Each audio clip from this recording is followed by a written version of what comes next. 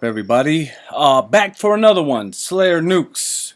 Trying to keep up with all these crazy mofos. I have something for you guys.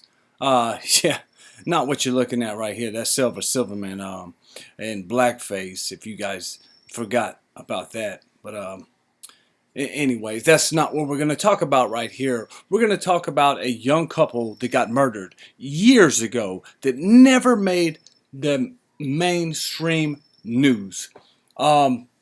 Incredible. Shout out to Ramblin' Rim for bringing this up. I totally forgot about it until I watched his video not too long ago. And I remember seeing this horrific crime. And I could not believe it. The most disgusting and despicable crime that I have probably one of the top five I've ever seen. Hate crime from black on white people. And we'll go ahead and go there. First, let's go. If you go try to Google it, first of all, this is what'll come up. This happened in Knoxville, Tennessee. Christian Newsom and Channon Christian, 21 and 23 years old, were murdered in Knoxville. As you can see, Knoxville man sentenced to death. Okay, this happened for 18 years. It's been 18 years. Wow, time's flying. But if you go Google this, if you read the headlines, this is the news, by the way. Not videos or images, news. This is what they all put. Knoxville man sentenced to death and Christian Newsom murders appear in court. Okay, not too bad. The murder case that shocked Knoxville incited white supremacists. The Tennessean. Incited white nothing about who these people were, okay? During a carjacking, later killed in Knoxville. Okay. 18 years remembering Channon Christian, the two lives that lost 2007, one of the most horrifying murder cases in East Tennessee. Again, nothing about the perpetrators, their color, none of that. You can see all of these news channels. This is our media, guys. Mainstream medias. Oh, but they showed this guy's face. But let's go ahead, in case you're not familiar, or you are, let's go ahead and remind you what kind of savages we live amongst. Let's roll the tape.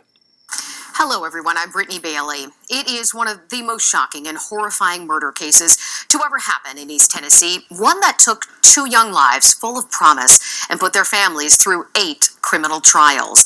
The tragic murders shocked the community and the families of these two young victims. 21-year-old Channon Christian attended the University of Tennessee. Her boyfriend, Chris Newsom, was a 23-year-old former Halls High School baseball standout. Armed men carjacked and killed them just a few days into the new year of 2007. 2 young lives were lost and 2 families were forever changed. We do have a warning. The details of this case may not be suitable for some of you. That is a fact. A very nasty fact. And one thing I'm starting to notice about these cases, I'm recognizing a pattern here. This is a handsome young guy and a beautiful young woman. And athlete, cheerleader. Are y'all noticing the pattern of the people they are targeting and trying to take out? Or they not trying, they're doing it. They've been doing it. This is in 2008. Y'all probably never heard about this, did you? Okay? Had their whole future ahead of them. Young 20s. Protect your family at all costs and your loved ones. Keep them away from those motherfreakers. It all started on a Saturday night, January 6, 2007. Channon Christian and her boyfriend Chris Newsom were planning to hang out and watch movies before going to a party later in the evening. Friends last saw them alive around 9 p.m. Not long after, the pair was carjacked in Shannon's 4Runner from a North Knoxville apartment complex. 3 men took them, brothers Lemarcus Davidson and Latallus and Eric Boyd.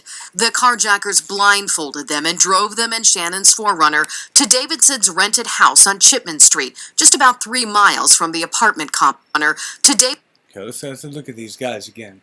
Look, I mean, could you tell? I mean,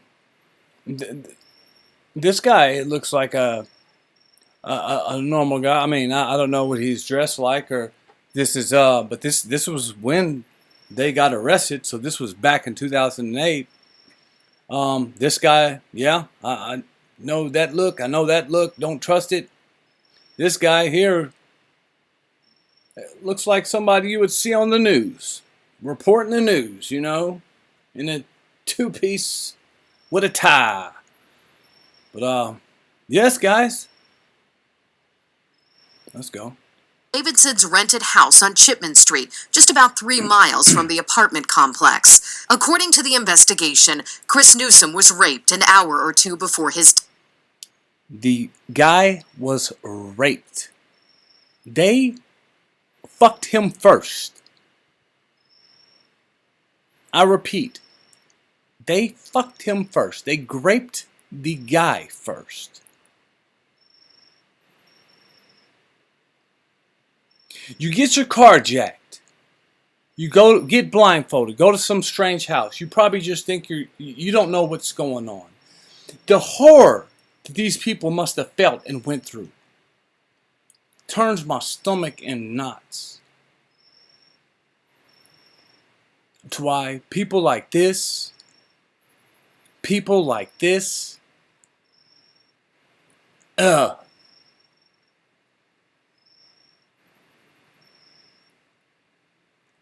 their time is coming. And I'm not saying I'm doing anything. I just know it. I just know it because people are fed up and things are going to change one way or another. Death. In his final moments, he was marched barefoot to a nearby railroad track. He was shot 3 times in the neck, back, and head.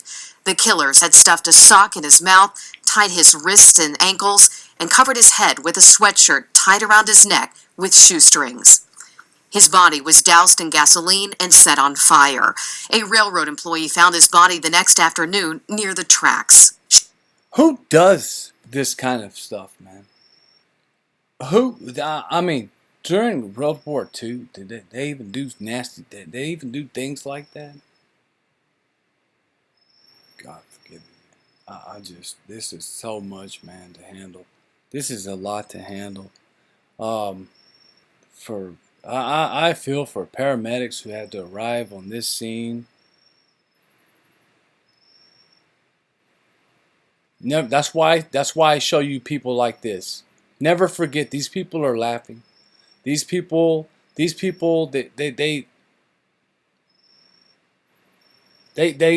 deserve all of the promises of hell. You don't hear them saying anything about this, do you? It's all about black lives. Poor blackies that commit crimes and assaulting police and didn't get shot.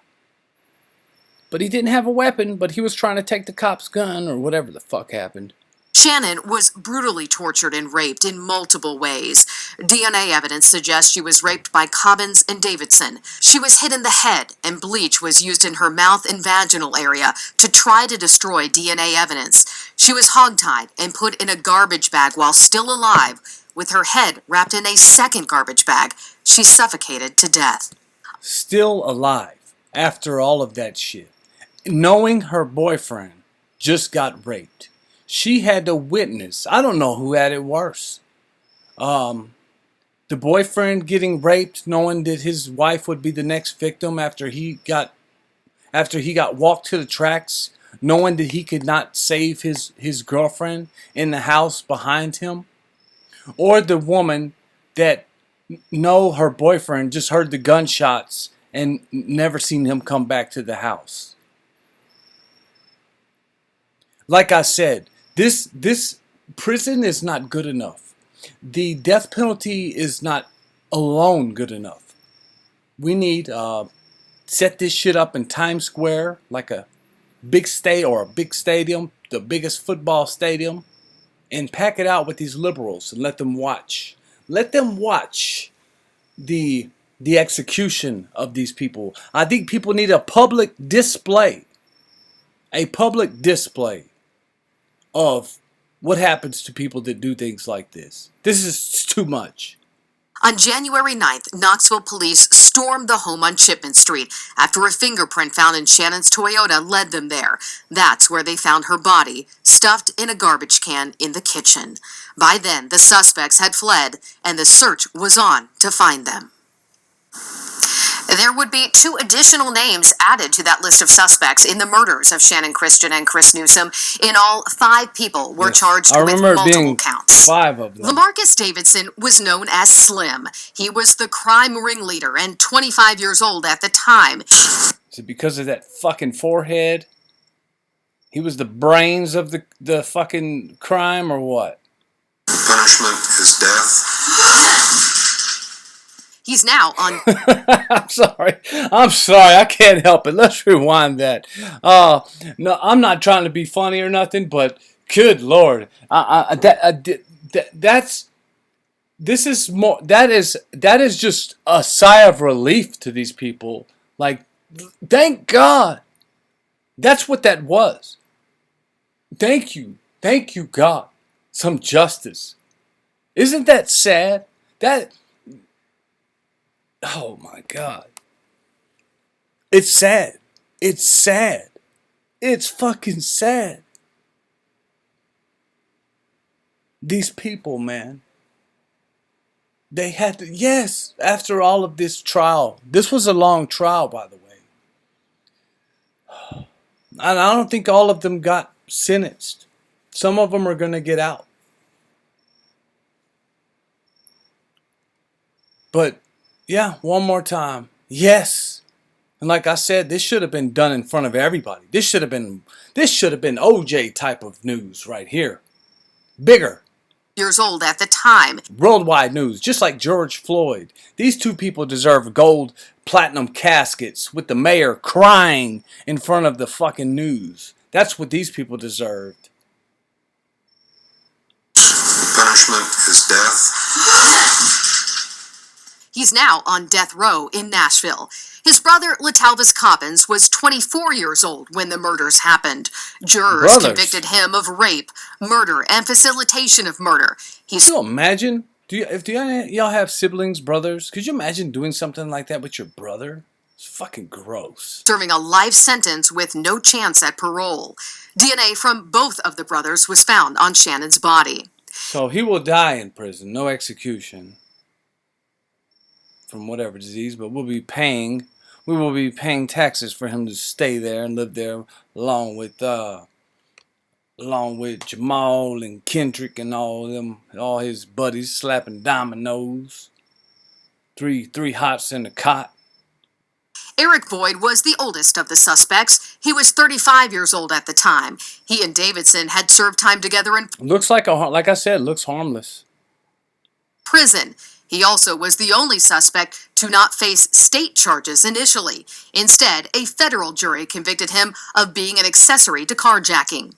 24-year-old George Thomas, a friend of Cobbins's, was a weekend guest at the Chipman Street home. His attorneys argued he was homeless at the time of the killings and that he was not a willing participant. Thomas, though, was found guilty of 38 counts by a jury in Hamilton County. Vanessa Coleman was 18 years old and was dating Cobbins at the time of the killings. An out-of-county jury found her guilty of facilitation in Channon Christian's murder, along with kidnapping and rape, but she was found not guilty of murder.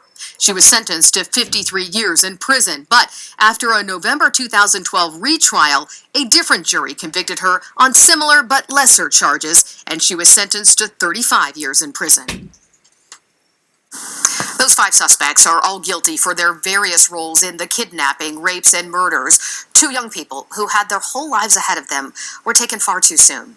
Channon and Chris had just started dating in November of 2006, a few months before their deaths. But Mary Newsom told us her son adored Channon. Shannon Gale Christian was a senior majoring in sociology at the University of Tennessee. The 2003 Farragut High School graduate was popular with an engaging smile and loved to play golf. She would have turned 40 years old this April. Channon Christian's boyfriend, Chris Newsom, was 23 years old. He worked as a carpenter. He had been a baseball standout at Halls High School. He was a pitcher and outfielder. His mom says as a baby, his pediatrician told her Chris would be an athlete. She says he was that and then some. He loved all kinds of sports. He graduated in 2002 and attended Pellissippi State. He had 2 older sisters and an older brother. Dad Hugh tells us his son was a talented carpenter whose crown molding is featured in some of the homes in Knox County. Chris would have turned 42 in September. The torture slayings thrust the Christian and Newsom families into the spotlight when the initial frantic search began to find the missing couple. It was Shannon's parents and friends who found her abandoned 4Runner near Chipman Street thanks to a search party they had put together. And since the early days of this tragic story, East Tennessee has stood behind both families, from their close friends and relatives to people they've never met. Gary and Dina Christian were perhaps the parents remembered most. It's hard to forget Gary's emotions during the trials. The couple has since divorced. Gary is now married to Lori. Okay, who gives a fuck? All right, guys. Point of this is to show you how gruesome and these people can be, and obviously by their photos, you can never know. You just don't know. You don't know what they're capable of, and that savagery for to steal a car. I mean, really, to steal a car, and it went that far.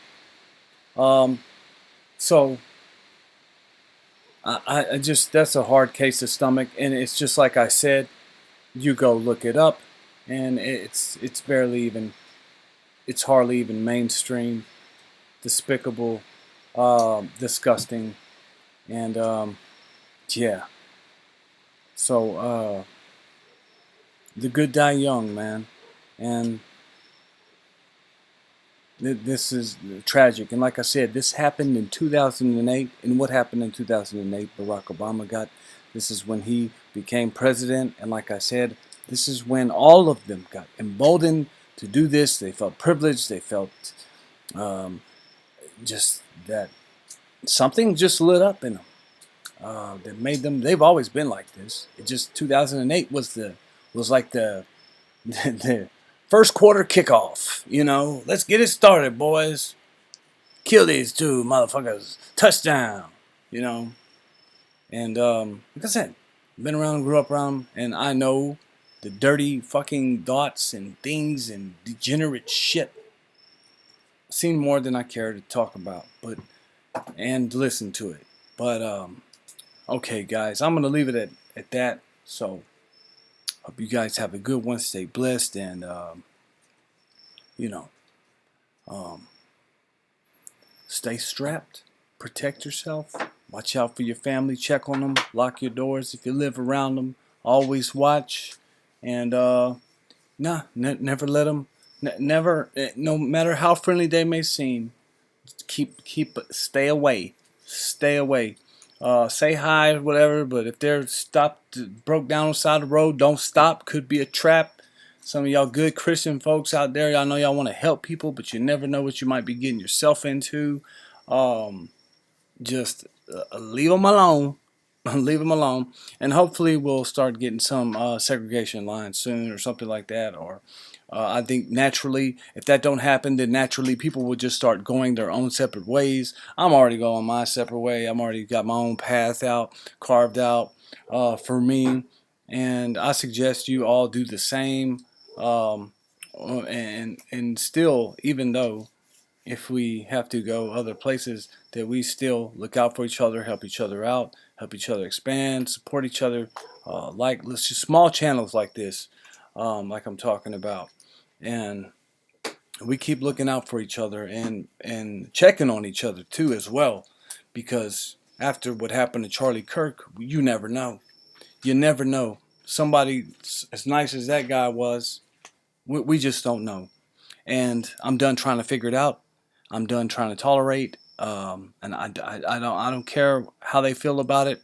And the small percent of the very small, minute minority of them that say they're tired of it, well, they are just a minority. They are a small fringe group of them. The majority of them, they are full of hate, man, and it's sad, but it's true. And some of y'all just don't want to come to that reality, and y'all leave comments like, don't make this about that. Well, that's exactly what it's about, man. Whether you believe it or not, it is the reality. And this is coming from somebody who knows, who grew up and heard it and watched it and saw it. It's been around it a long period of my life. I know. But it's true.